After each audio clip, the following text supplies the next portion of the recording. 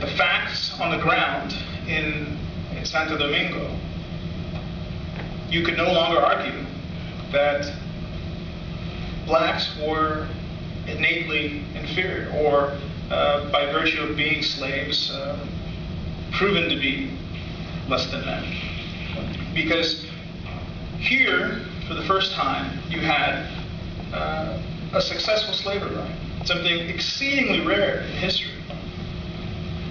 And the fact that it was able to persevere was a source of tremendous pride and solace to a people who are still in the darkest of night. In 1805, when Haiti crafted their first constitution, within that constitution, they stated that any person that arrived on Haitian shores was declared free and a citizen of their republic. While the Haitian people attained their freedom and took their freedom through the revolution, the French refused to recognize Haiti as a free nation.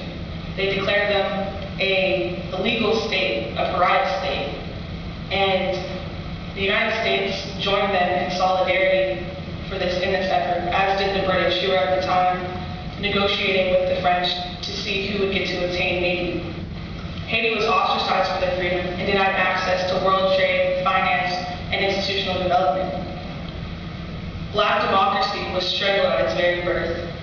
The follow-on sort of vilification of the revolution as sort of a paroxysm of barbarity has a lot to do with trying to discredit the facts of Haitian independence and what a successful slave rebellion meant to essentially the economic and social foundations of the United States.